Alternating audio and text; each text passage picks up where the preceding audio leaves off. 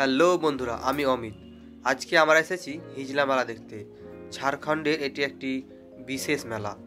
অনেক বড় করে এই মেলা হয়। ঘুরে দেখতে পাই অর্ধেক বেলা লেগে যায়, এতটাই বড় মেলা। রাতের বেলা বলে পাহাড় দেখা যাচ্ছে না।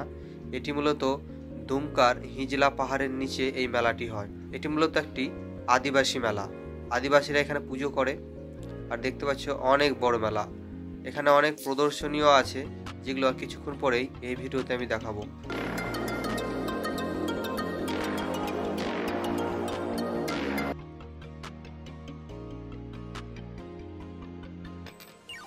এইখানে অনেক প্রদর্শনী দেখতে পাওয়া যাচ্ছে। এখানে কৃষকরা তাদের সবজিগুলো নিয়ে আসে, প্রদর্শন করায়। এখানে সাংস্কৃতিক মঞ্চও আছে, যেখানে সাংস্কৃতিক গান বাজনা হয়। আজকের মতো এত দূরেই, দেখা হবে আবার পরবর্তী ভিডিওতে।